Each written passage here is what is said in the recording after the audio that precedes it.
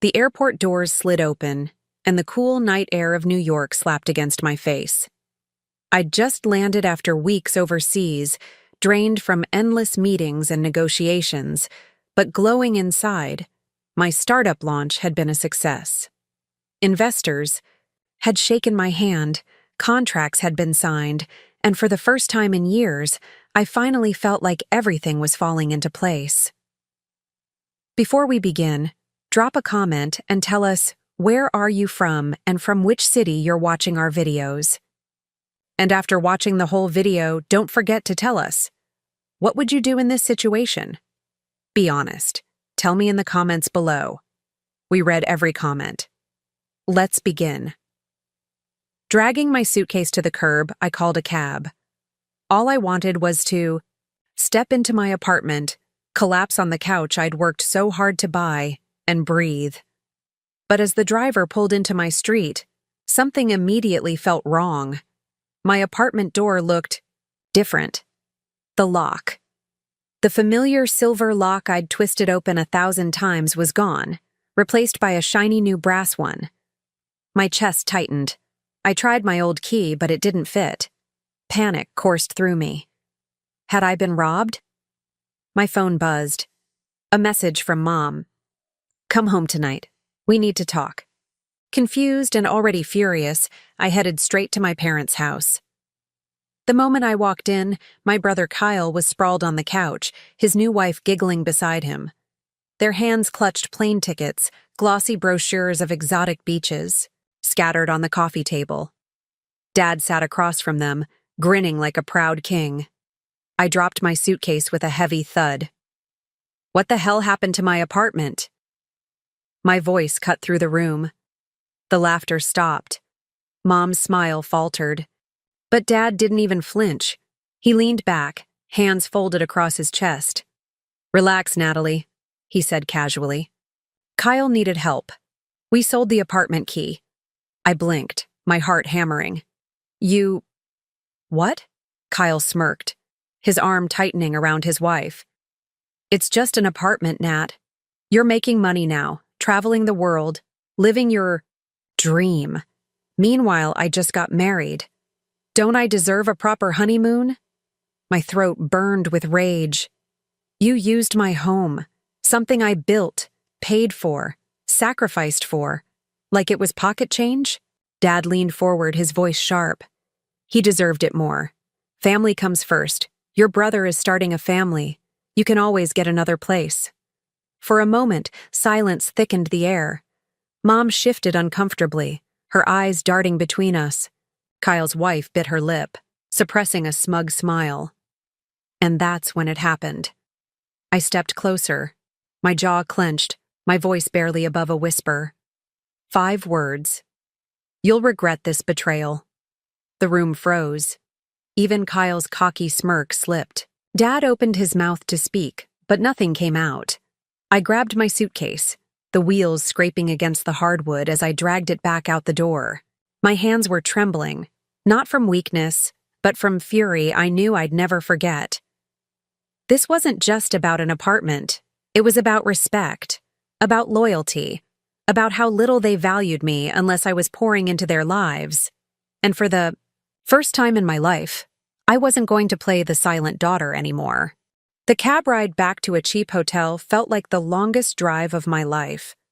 The neon lights of the city blurred outside the window, but inside me, everything was sharp. Every memory, every word, every insult burned into my mind. He deserved it. More. Dad's voice kept repeating like poison.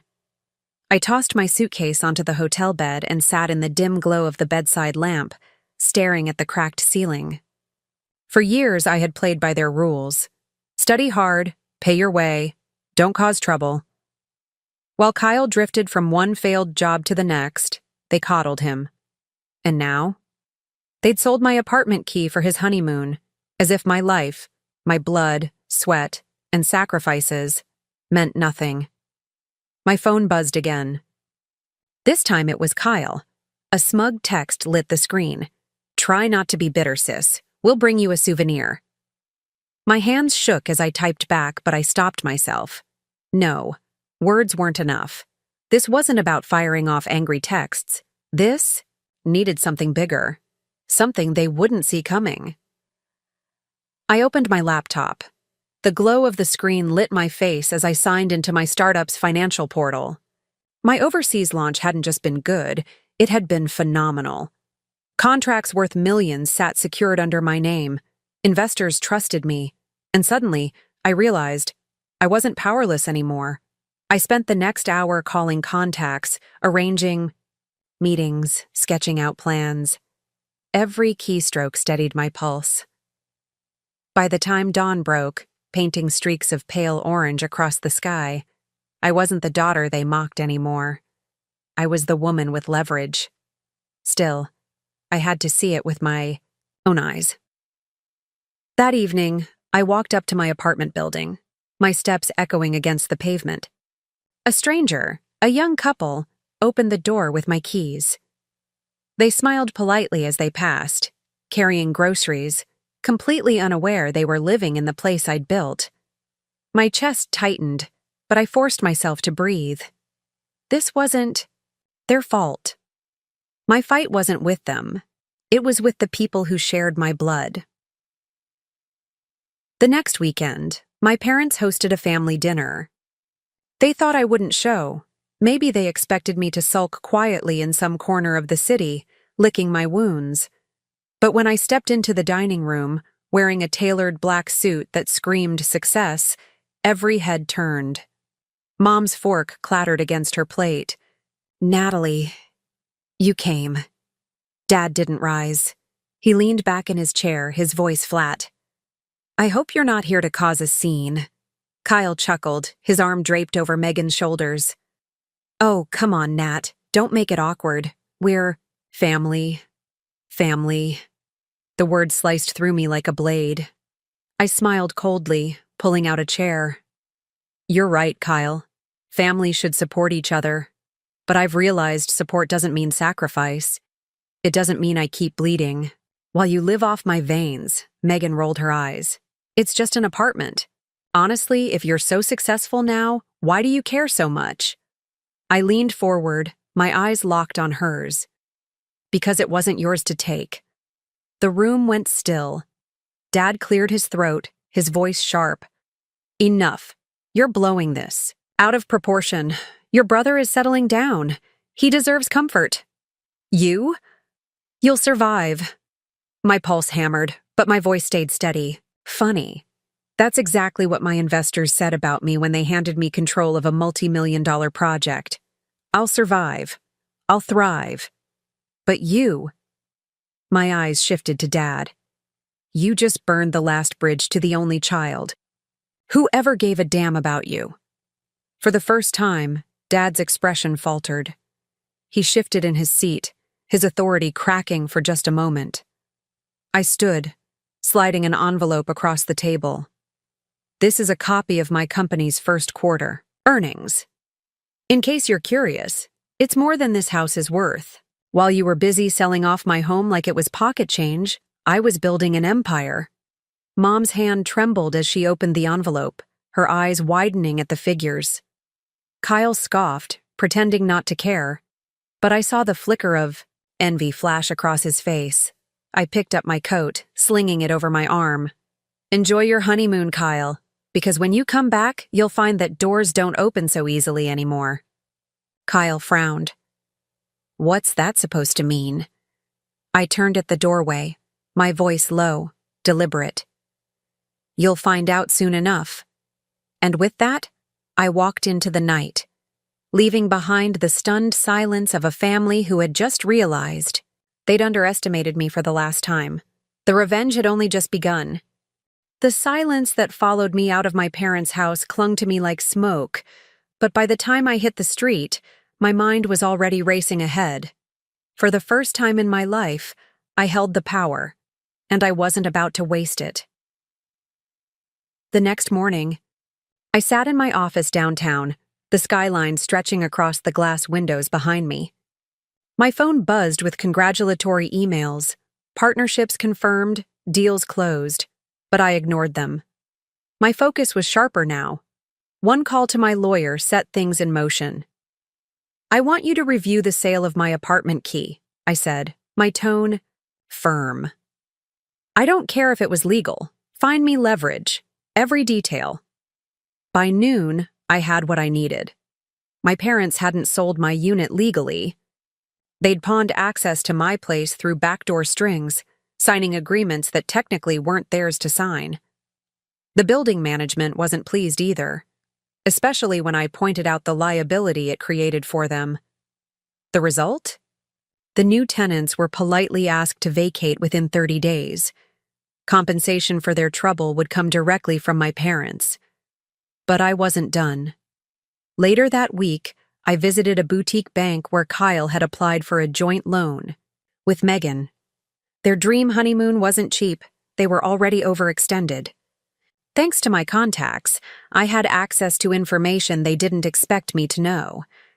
And with one conversation, I let the bank know about the irregularities in how my family handled property rights. Risk flagged. Loan frozen. That evening, Kyle stormed into my office without knocking. His face was flushed, eyes wild. "You think you're clever?" he spat, slamming his hand on my desk. "Our loan just got denied, and the landlord is threatening to sue Mom and Dad." "What did you do?" I leaned back in my chair, calm as ice. "I simply corrected a few mistakes. Nothing personal, just business." Kyle's voice cracked with desperation. "You're destroying us over an apartment?" I stood, my voice sharp.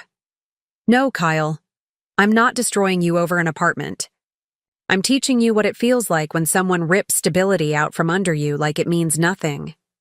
He swallowed hard, but his arrogance wouldn't die. "Dad will fix this. He always does." I smiled faintly. "Not this time." The words hit him like a blow. He left, slamming the door, but the tremor in his hands told me he finally understood. This wasn't the Natalie they'd stepped on before. That weekend, Mom called, her voice trembling over the line.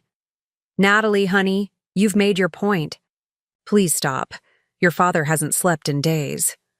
A pang hit me, but I steeled myself. "Mom, I begged you for years to see me, to value me. You never listened. Now you'll have no choice." Her silence was heavier than her words. The following Monday, I walked into a boardroom full of investors. Cameras clicked as reporters snapped photos. On the giant screen behind me, my company's logo gleamed. I gave my presentation with steady confidence, outlining expansion plans, projections, future milestones. But what mattered most wasn't the applause that followed. It was the sight of Richard Carter, my father, standing in the back. His face was pale, his pride visibly crushed as the world saw the daughter he'd dismissed as less deserving, now commanding the attention of an empire. I locked eyes with him as I closed my presentation. Sometimes the people who doubt you the most are the ones who need your success shoved in their face. The room erupted in applause, but I didn't look away. For the first time, Dad lowered his eyes before mine, and in that moment, I knew. The tide had turned. The girl they dismissed was gone. In her place stood a woman they could never control again. The applause in the boardroom faded into the background as I stood there, staring at my father. Richard Carter, the man who had once towered over me in every way, now looked small. The lines of confidence etched on his face were gone, replaced with cracks of doubt. When the cameras cut off and the room began to clear, I walked straight toward him. He didn't move. "Impressive show," he muttered, his voice low, almost defensive. I tilted my head. It wasn't a show. It was reality, and reality doesn't bend to your favoritism anymore. His jaw tightened, but he said nothing.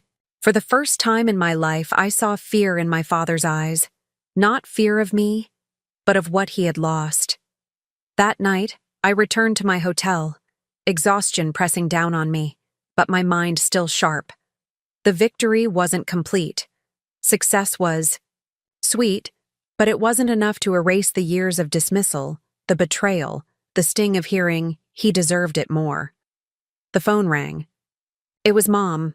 I almost didn't answer, but curiosity won. "Natalie," her voice cracked. "Your father, he doesn't know how to handle this.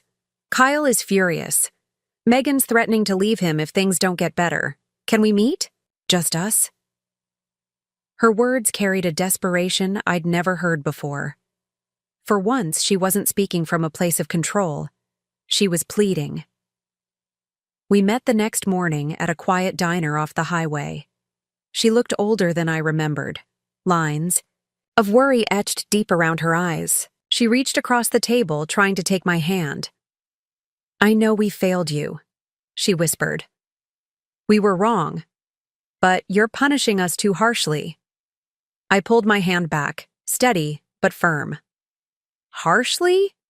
Mom, you sold the lock to my home like it was a toy. You treated me like a spare part in this family, useful only when I'm paying bills or picking up slack. And now you want forgiveness because you're uncomfortable with the consequences?" Her eyes filled with tears. "We never thought you'd rise this far. We didn't know." "That's the problem," I cut her off. "You never cared to. No. You only cared about Kyle's comfort, his happiness, his future. Mine never mattered." She fell silent, her tears dripping into her coffee. For a flicker of a second, I almost softened. Almost. But then I remembered sleeping in that cold hotel room, knowing strangers were in my apartment, laughing at how disposable I must have been in my own parents' eyes. I leaned forward.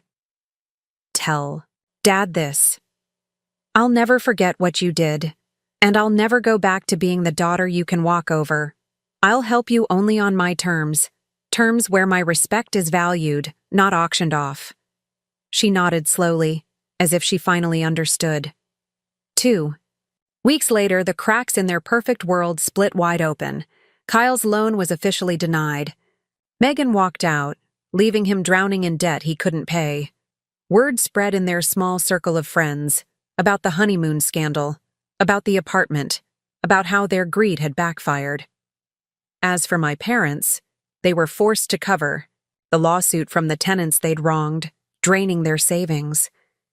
The same father who once declared he deserved it more now sat quietly in his living room, surrounded by bills he couldn't escape. And me? I signed the lease on a penthouse downtown. The view stretched across the city, the skyline glowing like a crown. I invited my closest friends, my colleagues, my team from overseas. Laughter filled the room, glasses clinked, and for the first time in years, I felt like I belonged. Not because someone gave me permission, but because I had carved it myself. Near the end of the night, I stepped out onto the balcony, the cool breeze brushing against my face. My phone buzzed. A message from Dad. "We're proud of you. Please come home." I stared at the words for a long moment. Proud. The word I had longed to hear as a child, begged for as a teenager, worked myself to the bone for as a young woman. And now, when I had built my empire without them, they finally said it. But it was too late. I typed back. "Respect isn't earned when it's convenient. It's earned when it's hardest. Goodbye." I put the phone away and looked out at the city. The girl who once begged for her family's approval no longer existed. In her place stood a woman who had turned betrayal into power, silence into strength, and wounds into fire. And somewhere deep down, I knew they would never forget the night I whispered 5 words that changed everything. "You'll regret this betrayal.